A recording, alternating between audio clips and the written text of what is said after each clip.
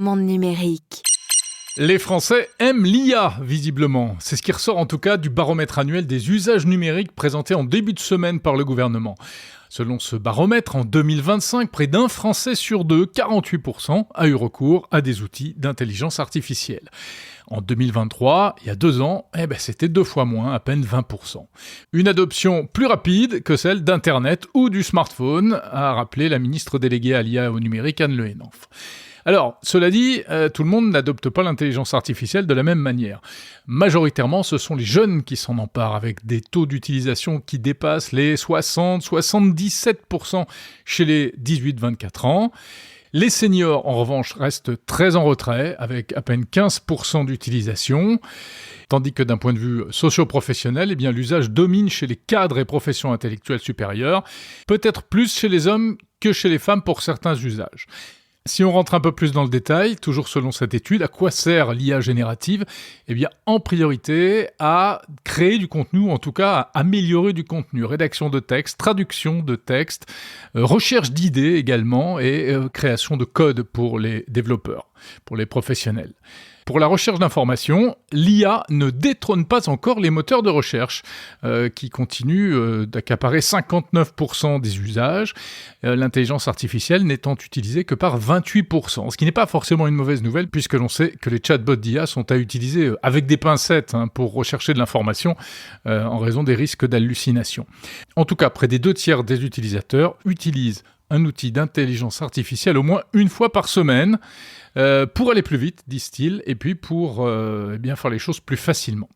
Les outils les plus utilisés, c'est en tête ChatGPT qui domine outrageusement les usages, et oui, prime au premier arrivé, 8 utilisateurs sur 10 le privilégient. Les autres outils arrivent derrière, à noter que le français Le Chat de Mistral ne s'en tire pas trop mal puisqu'il est en 3e position, mais loin derrière ChatGPT et Gemini de Google. Alors si on compare un peu ce baromètre très instructif avec ce qui se passe à l'étranger, même si les données ne sont pas forcément exactement les mêmes, et s'il faut revenir un peu en arrière, on constate que la France serait ainsi dans le top 5 mondial pour l'adoption de l'IA générative par le grand public.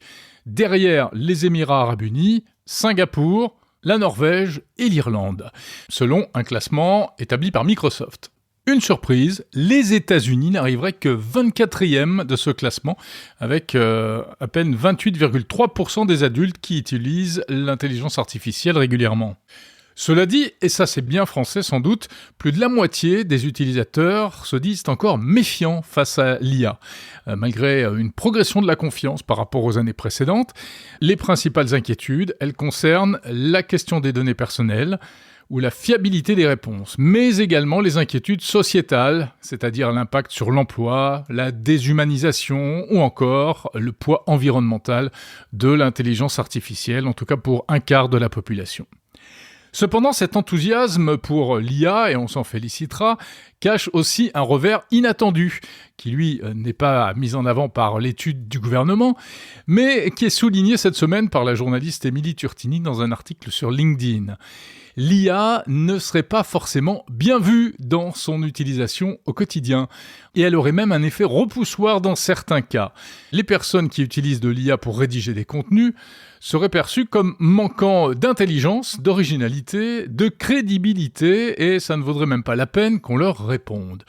En ce qui concerne les médias, le fait d'avouer qu'on a utilisé de l'intelligence artificielle, même partiellement pour écrire des articles, serait aujourd'hui considéré comme une exigence absolue. Les médias doivent le dire, mais paradoxalement, cela provoquerait de la défiance. Les lecteurs s'en détournent et n'apprécient pas. Lesquels lecteurs se mettent, paraît-il, à rechercher partout des traces d'intelligence artificielle dans les écrits.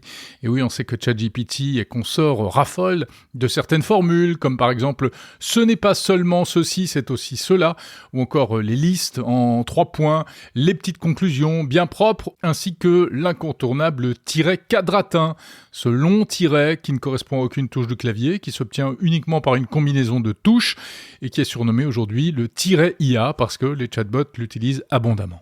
À l'inverse, les écrits non IA revêtiraient alors une plus grande valeur, comme s'ils étaient garantis, faits par un humain. Et oui, c'est l'ironie de l'histoire. Selon une professeure de l'Université du Michigan, Nicole Ellison, citée par Time Magazine, les fautes qui autrefois faisaient fuir parce qu'elles étaient perçues comme un signe de manque d'éducation ou de manque d'effort, aujourd'hui, ça montrerait au contraire que quelqu'un a pris le temps de vous écrire lui-même et cela aurait ainsi plus de valeur. Voilà donc peut-être pourquoi beaucoup ont encore aujourd'hui l'IA honteuse.